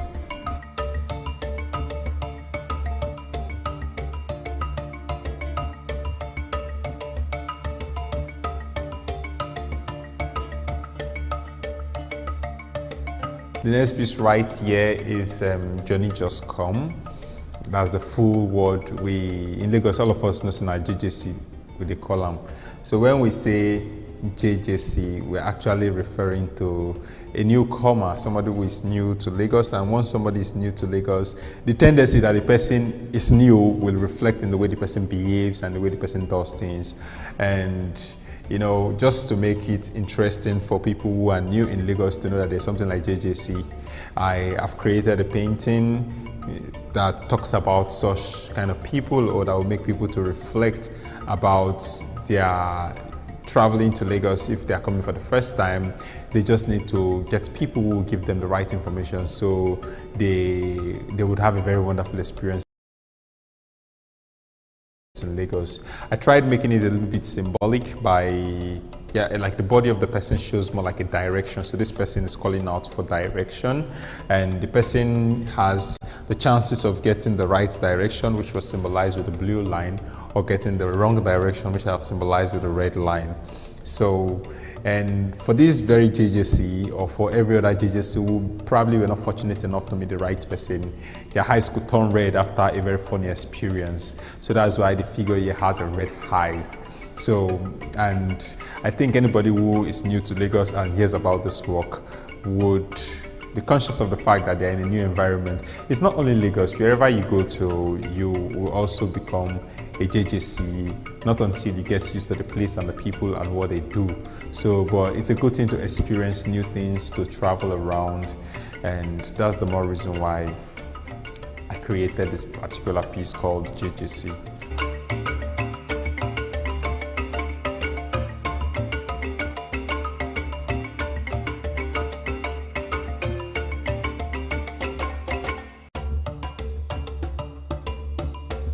The prevalence of Okada in Lagos especially, I think, is as a result of the constant traffic we experience.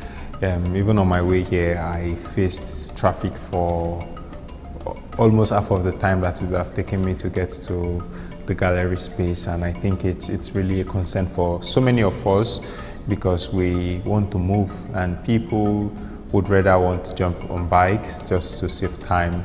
I live around mile 2 axis, so I can tell people much more about Okada than so many other people who live in some other areas in Lagos, because the traffic there is just crazy most of the time. And because of that, people take Okada. I found myself in traffic for hours, but just because I am not the Okada person, I would rather sit in the traffic. But I think it's just important to say something about the Okada culture, and I could say some of them are very, very reckless, and that's the more reason why I don't recommend it, but I have taken it at so many occasions too. So I just tried capturing the Okada man, because I believe the Okada man is a significant figure in contemporary Lagos culture. The concern about culture both for Nigeria and for everywhere in the world is that it metamorphoses over time. There are things that were used when I was a kid that I'm no longer seeing them used by anybody anymore.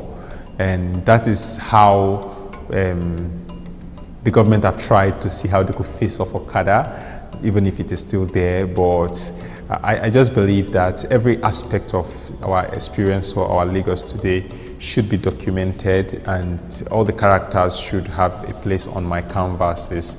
So that's why I created this Okada Man. But this piece is interesting because it depicts somebody who has become what he's doing, like you become your profession. You are inseparable from your profession. You cannot be understood in isolation. You could see the man holding the bike, and you could see the circles down there. So, but his body has become part of the machine that keeps the Okada going. So you can't separate the Okada from the man. And everybody in Lagos knows that we call them Okada Man. So we have even used the language, that's the linguistic connection of the word for that person to include his profession. So calling him Okada Man is like tying Okada to his personality, and that's like a professional name for such profession, even if it is not considered like a real profession. But I just think it makes sense when you create pieces that really speak volume. It's more or less like what I did in my truck pusher painting. I know you can't cut the word truck away from the pusher, so it goes together, and the truck pusher is one person, but in the painting too, the truck and the person, they are one. So it's just that kind of interesting thing I think I've been able to create through this particular piece right here before us.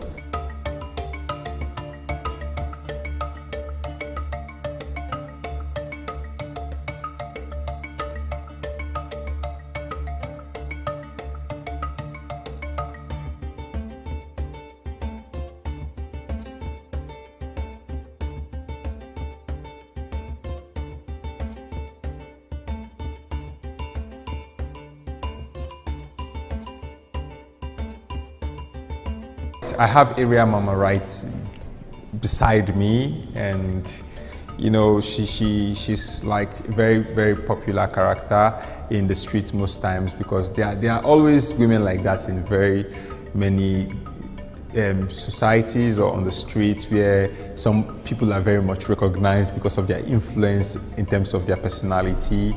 And in most cases, like in Lagos setting, when it has to do with the Danfo guys and all those kind of things, they are very colorful people. They wear like different colors, like very fashionista. You see several piercing, you see colored hairs, and you know, all of that. So I'm just trying to depict that flashiness of an area mama in this very painting. So that is why you see the colors very vibrant and coming out. I wouldn't know why ladies like blue, but I tried borrowing blue and pink, each color, just to show that love and connection for for blue and pink. So I want to believe you will love it when you see it in person.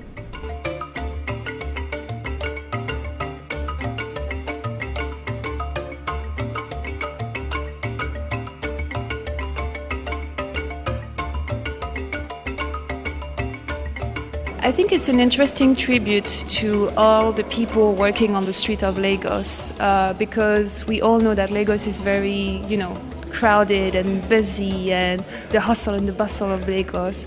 But the way Mr. Danfo represented is a very minimalist way, with just few lines. It looks like it's not much work, but it is actually. And I think the fact that he called this public figures of Lagos is interesting, because when you look at it, you might think it's just few lines, or it's a robot, or you're not very sure, and then you understand that it's a KK driver, it's the Okada man, and the way he represented it is quite intriguing, because it doesn't look like that in real life, so it's a nice transcription.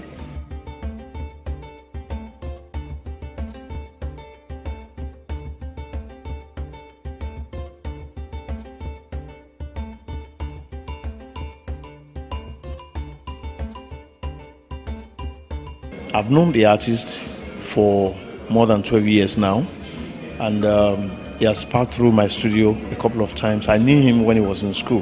He was always bringing his ideas, and I saw him as a young man who is full of ideas and is always itching to express himself.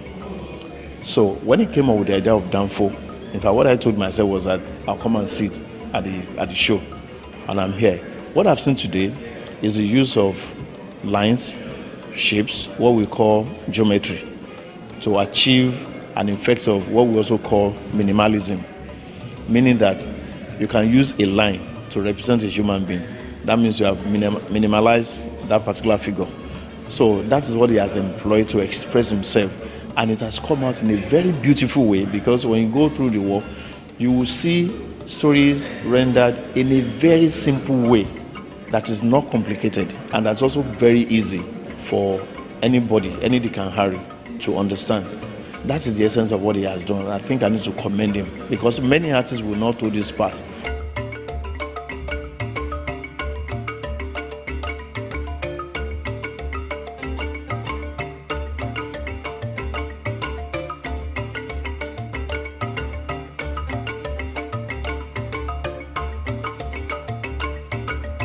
I came to find a very interesting show here by Linus.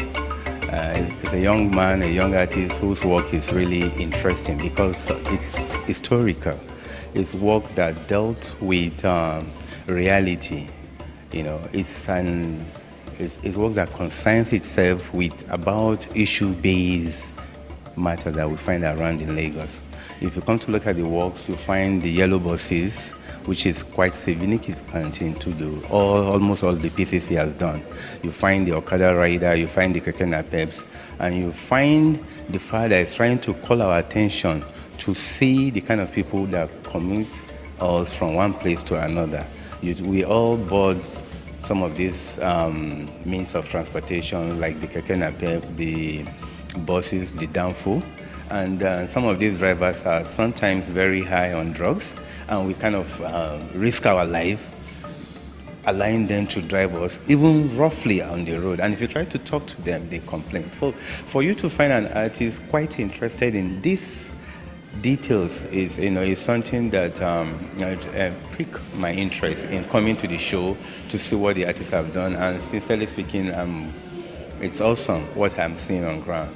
He's not interested really about just decorative art. These are works that dealt with issues that concerns the average Lagosians. Lagos is quite home for almost all sorts of people. You find almost all the tribes of Nigeria in large quantity in Lagos, and the artist have taken his time to look at what is very common to almost all the public living in Lagos. For me, it's a very interesting show, especially for the fact that these are issue-based ideas.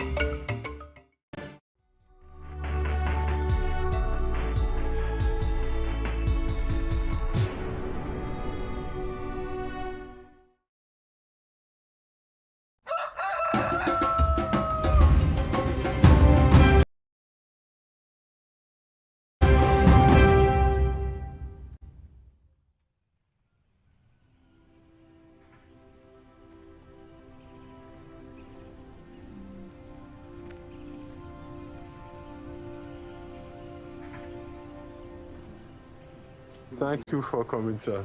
Yes. I was expecting the noise. Noise? The siren and everything. Can't I have a break even for a few hours from these sirens as well? Now I see why you want to come back here now. Yes. You can see this place is more friendly, isn't it, than Abuja? Wow. So how much do you miss it? when you're not here? Well, very much so. That's why when I come, I keep my eyes very wide open, as if it was the first time I'm coming. This fruits bearing trees are growing very fast. Yes. So you're counting the days now? I am counting the days, not even the months.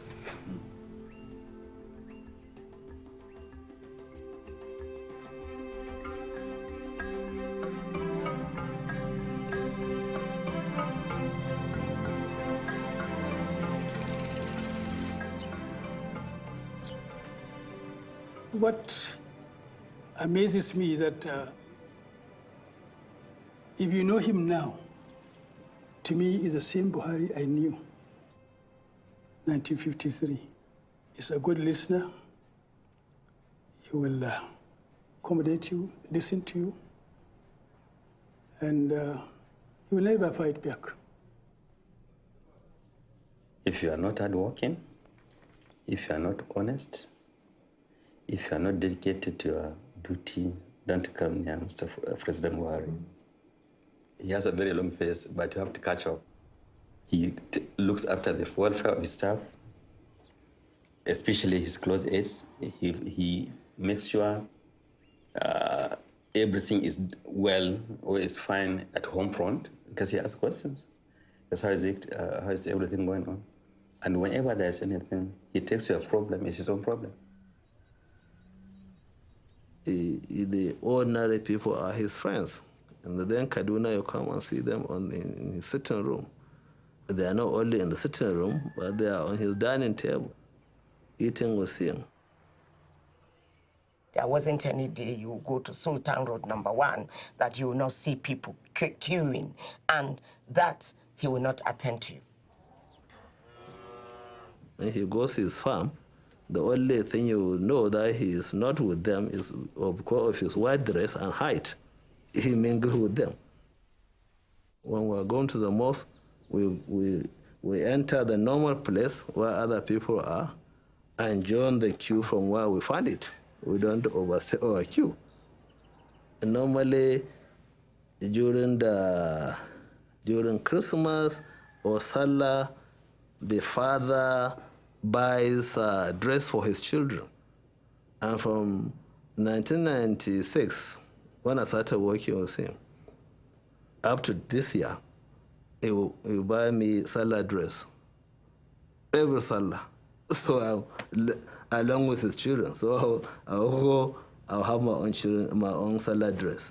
When my mom passed away, we were going to hold a commendation service for my mother in Lagos, and I just sent her some cards. I sent one to his house in Kaduna. Lo and behold, on the day an SUV just drove into the premises of the hall, and I went to welcome whoever was in it. When they opened the door and I saw him, I was shocked. So you could make it? He laughed. And he stayed with us throughout that service, a Christian service. A man they used to call a Muslim bigot. He stayed throughout that Christian service. It was one of the things that convinced me that the man was not who people were saying he was. I first met him in 2007 because they were trying to meet pastors who could also, and not only pray along with them, but who could identify with him to remove the toga of Islamic fundamentalism, which he has been labeled with for too long a time. I saw him as a forthright person, an incorruptible leader, and one that was ready to bring about discipline to our society. He's a very self-effacing person, also very witty and humorous when he's comfortable in the environment he is. He can be surprisingly shy when he's not comfortable. He's amongst people who is not accustomed to being around. and he can live in his own skin and say very little.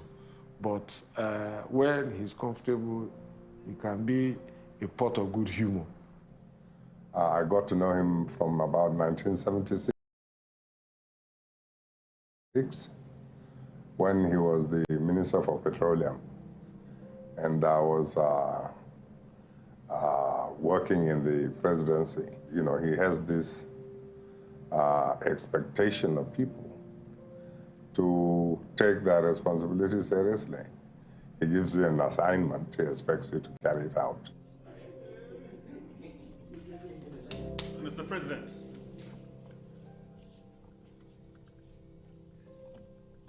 President Buhari, you go into his office, see him reading, let's say, a memo. You not even notice you are there. He puts in his 100% on that memo until after he reaches the end of what he's reading.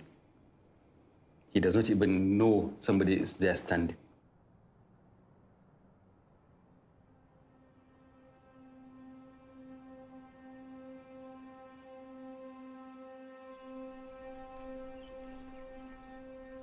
We first met January 1953. Buhari, as a child, was quiet, humble, and reserved.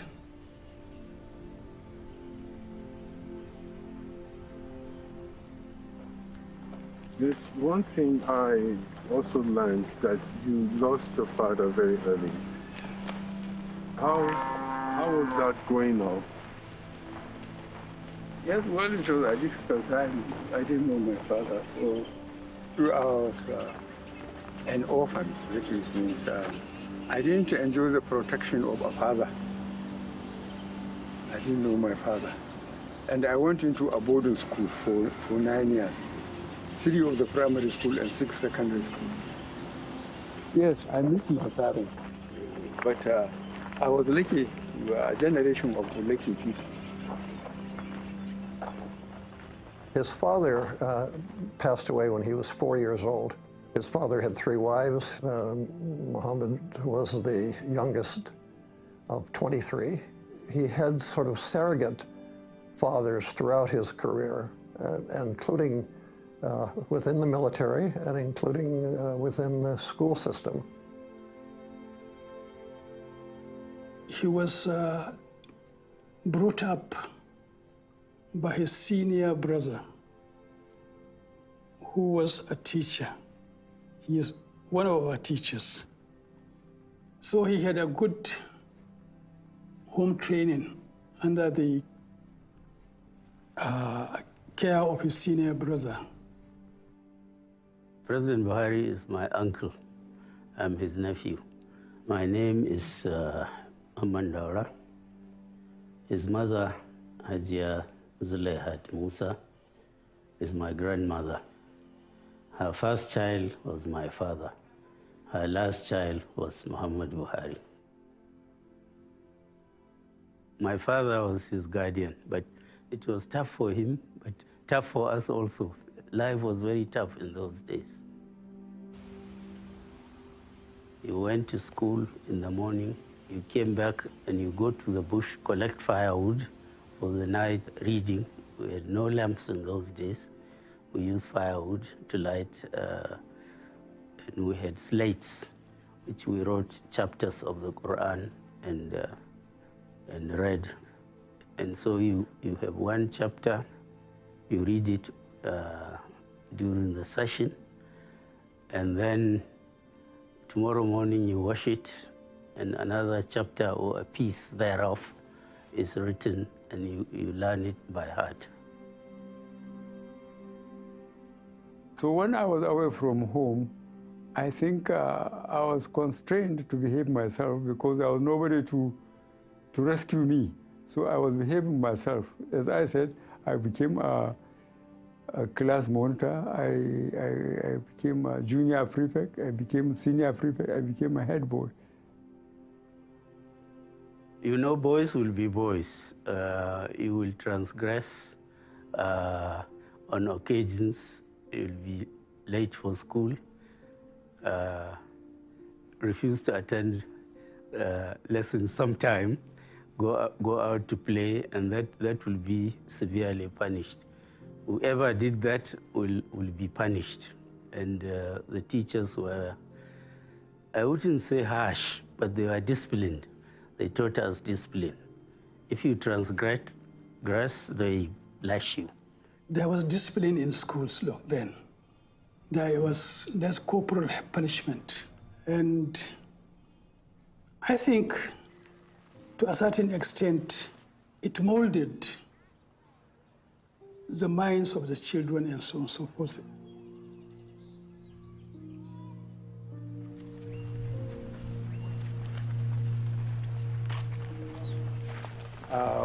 Our generation was very lucky. Our teachers were absolutely committed and dedicated. And they treated us like their own children. If you do well,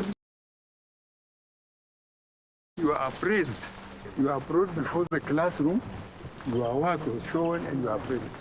If you don't perform, you are again brought before the classroom, stripped and flogged on the buttocks. And there is no way I can forget school, because what we call the teacher I see there, called Malam Abdul, is a very strict person. And he doesn't spare the rod. We call it Bulala. Really. We don't like the rainy season approaching because we have to go to school farm. You wouldn't be late there, just like a classroom. And if you are late from 6 to 2, Bulalas on your buttocks. And you have to remove your shorts so that you get to the message proper.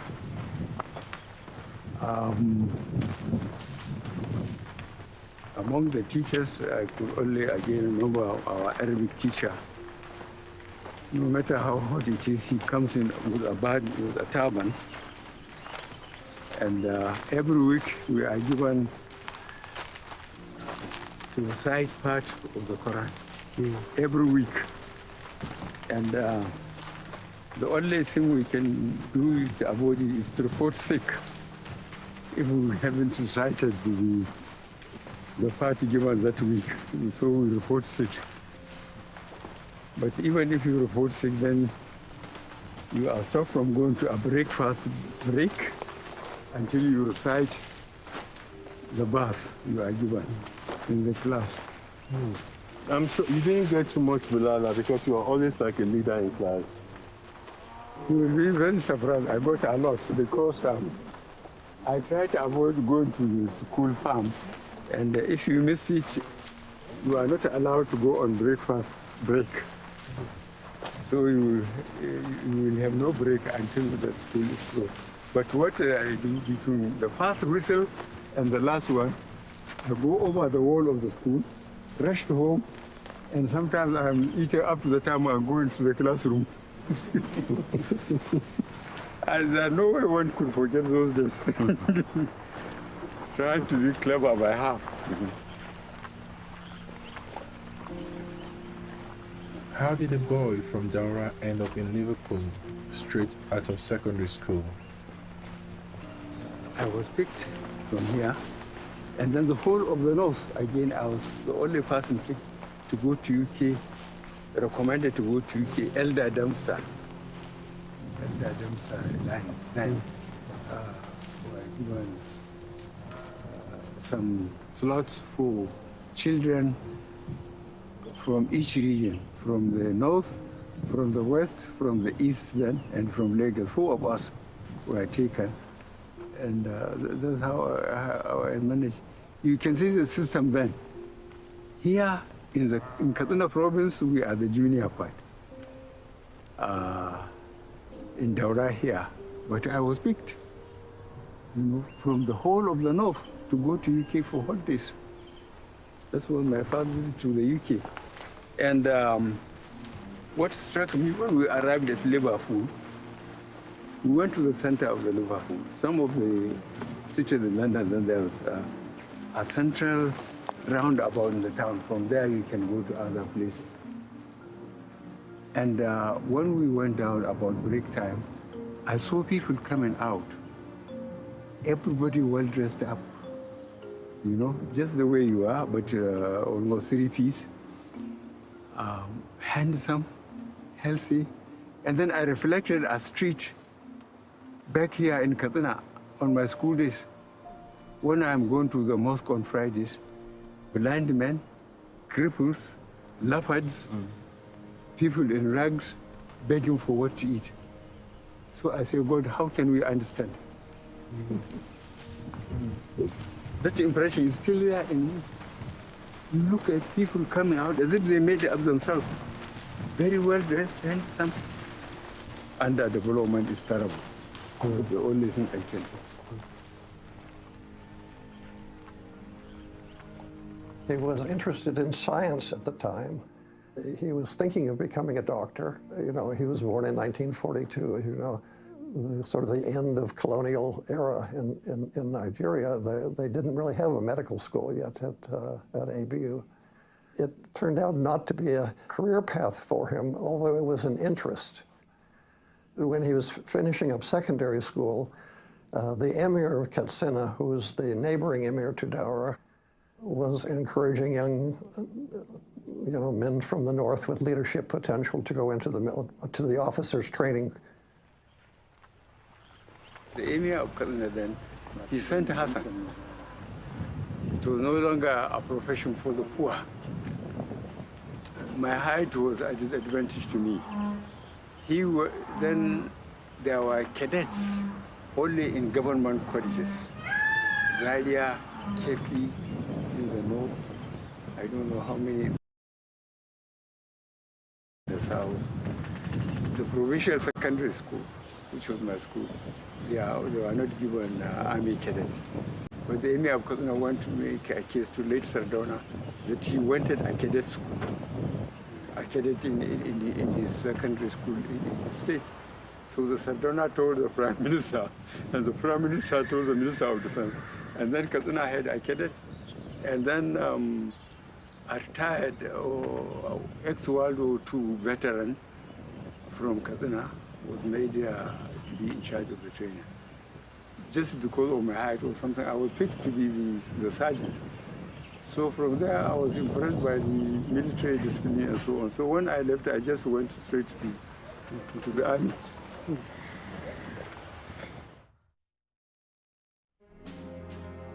And he was very attracted with the idea of uniform, discipline, and extracurricular activities like night exercise and drills that attracted him very much. And he was eventually, plus he had a few friends like Sheikh Eradua, may God have mercy on him, and Jega, Emir of Gwandu, and Magoro. They were his classmates, and they all started, so that the hard instinct also had an influence in his decision to join the army. And he has never regretted it since.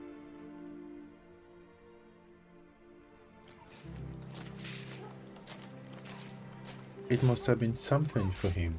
I mean, he went into the army to be a soldier. Then there was a political crisis, the coup and the counter-coup, then the civil war. This is where the value of fighting for country comes in, because at every point of his military training, he was taught, you know, you fight for your country, you die for your country, and you do it with honor. And so the idea of splitting the country just sent shockwaves through these people. Even though they knew some of these counterpart officers on the other side, they never saw it as Buhari never saw it as an Igbo thing, as an ethnic thing. He always saw it as the rebels and the attempt to split the country.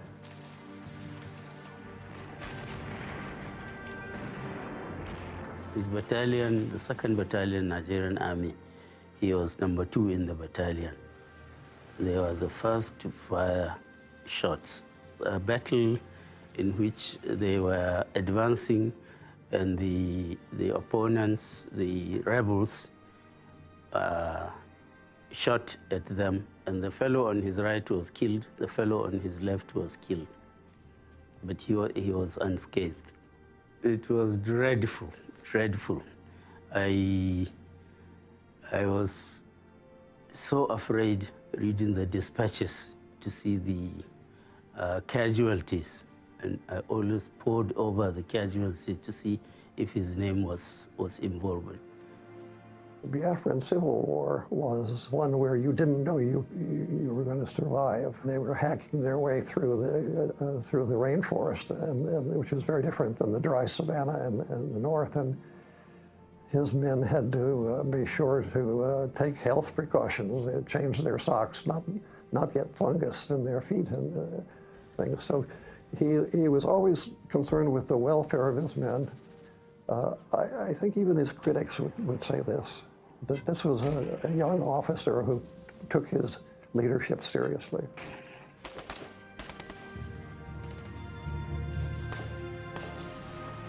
And if I tell you that I walked across Nigeria from Benue State virtually up to the sea when we were fighting the Civil War, the 30 months of the Civil War, I was always in the front within the small arms range for the 30 months. I was never relieved. But when I was sent to India and the United States subsequently to do my training, people were saying, why always Buhari? But when I was being sentenced to the front, nobody asked, why didn't they bring me back to their headquarters where they have time to drink and dance? This is Nigeria.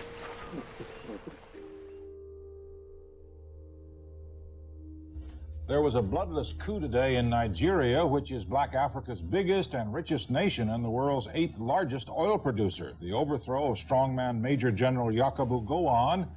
Fellow Nigerians, events of the past few years have indicated that despite our great human and material resources, So I heard you met the then Colin Buhari when he was governor of the Northeast. Way back in the early 70s or mid-70s, I was a young student, aged about 18, 19, and he was then governor of the Northeast. He was military governor of the Northeast, and I was a young student activist as the Secretary General of the Students' Union in the then Northeast College of Arts and Science. And when Murtala was killed, I led a delegation of students to protest the killing of Murtala, demanding that the coup plotters be brought to book and be tried. Well, he was quite a very serious-looking military officer, and my impression of him was that he was somebody that was destined for the future to become an effective leader in this country. General Shehu Yaradua, may God bless him, may Allah have mercy on him, told me how Buhari was made Minister of Petroleum in Obasanjo's government. They set the group who were naming ministers and governors and so on, and they said, who is the most honest and the most serious among the officers of the Nigerian army? The one with the most integrity, and they honed in on Buhari. So they appointed him Minister of Petroleum, and they all thought he would not get his hands dirty with oil money.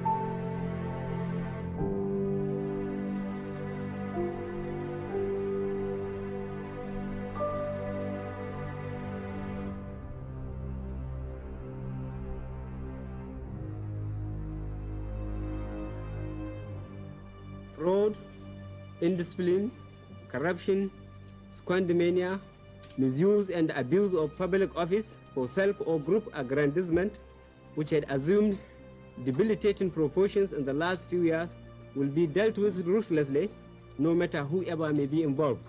It wasn't easy in the sense that I noticed a lot of things were going wrong, personally. People were looking for office just to be materially endowed or empowered. I thought it was wrong. I think leadership is a sacrifice. It was clear to the senior officers, including Buhari, that the junior officers were going to do something if they didn't. And the junior officers were taking their cue from next door in Ghana, where Jerry Rawlings had just taken over, a young flight lieutenant in the Air Force, and lined up and shot the previous senior military people who had been ruling the country. So the senior military people in Nigeria thought, we'd better stabilize the situation. We don't want another, Jerry Rawlings situation here. Buhari was not terribly keen. He wasn't terribly keen about it, but there was nobody to lead the change of government, nobody with the credibility and the integrity to, to convince the country that a change was necessary. It wasn't his choice. You need to emphasize self-discipline and leadership by good example. Begin by drawing public attention to little but important everyday manifestations of indiscipline, such as try to impose discipline on the country. So it was a kind of a culture clash between military culture and the Nigerian grassroots culture, if I may say.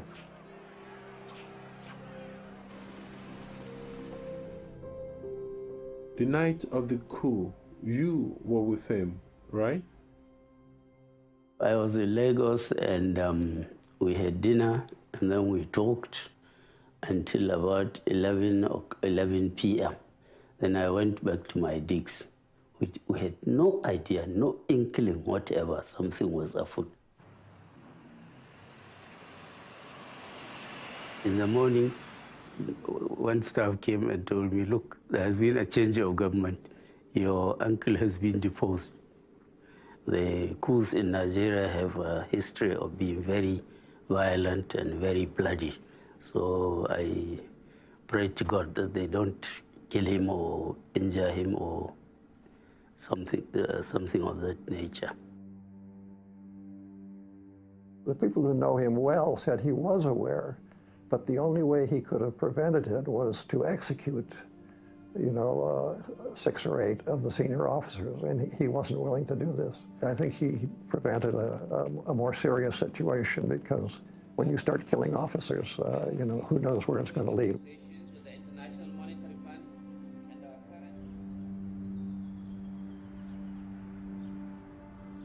Now he's down in Benin. He's under house arrest. He's living in a cottage with guards. He figured that if Babangida wanted to kill him, he would be dead by now.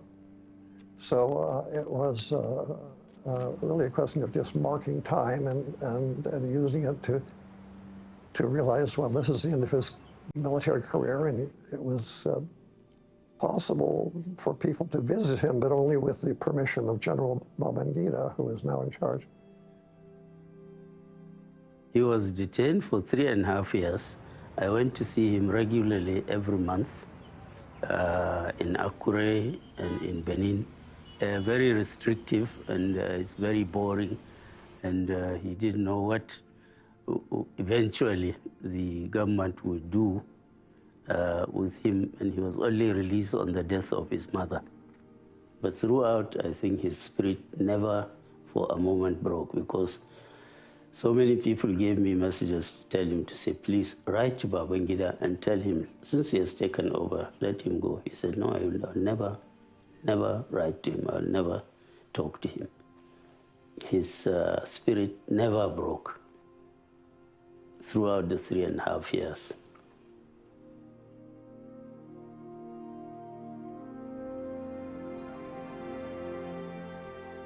Even though Jonathan Abacha was part of the military elite that toppled his government, out of patriotism, to save the government, he accepted to serve as the chairman against the advice of many of his close associations.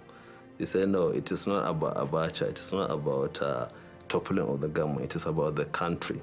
We need to save this country. We need the infrastructure has decayed.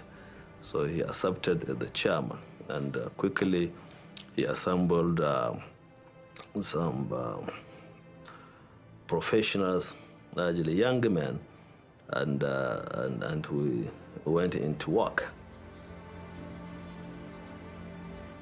If you go down even to our hospitals to check, we see, if you see linens that are curtains, shielding the beds, besides the few procurements, you will see PTF inscribed.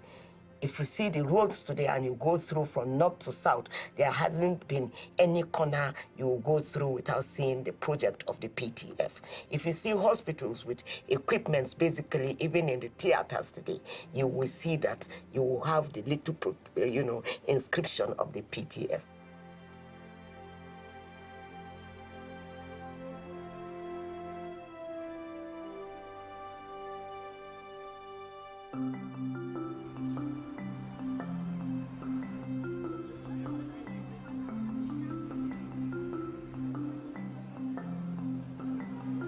Nearly every week, some delegation from different parts of Nigeria were coming to see us in Kaduna, saying, look, you have to come and take care of have to come and lead this government. We're drifting.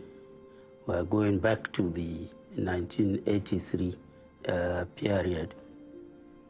And he resisted this for a long time until both political parties sent emissaries to tell him that if he wanted, they will give him the ticket to run for the presidency. He succumbed to the pressure. On Thursday, 26th of April, 2002, we went to Daura, where he registered as a card-carrying member of the then APP, which is the second largest party after PDP at that time. I think it was 1,145,359. Yeah, that was his number in the APP.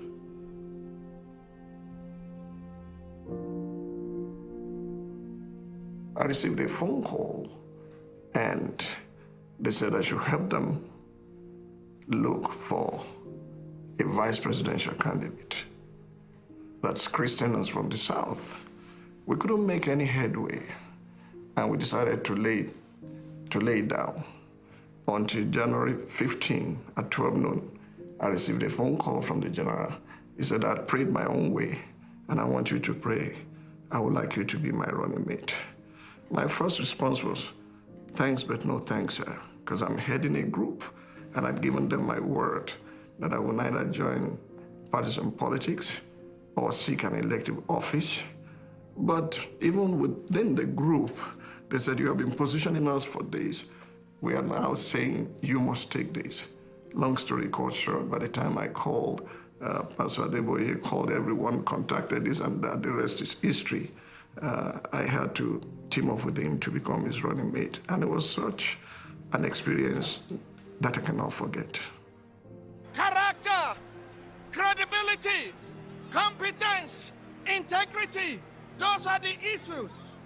And by the grace of God, 2011, we will have a new president.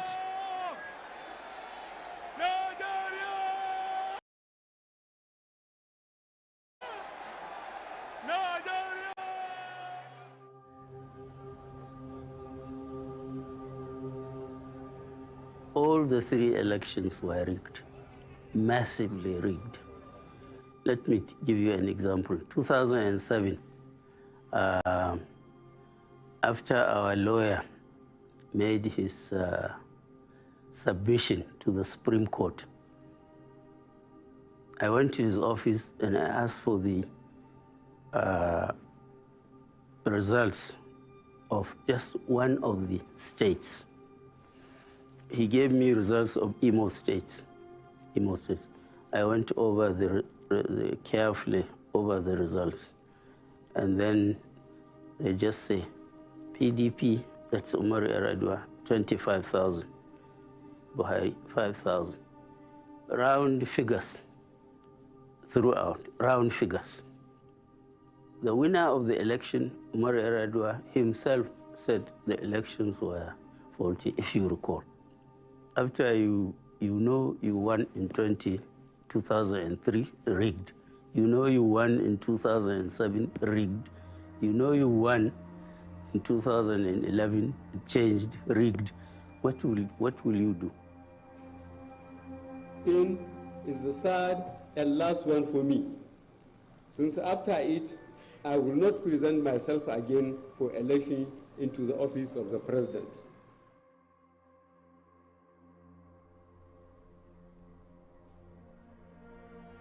So he didn't break down in tears. He just broke down in pity for the system, for the country, and he said, I'll never do it again, never do it again. So when this thing happened in 2011, it was worse than what had happened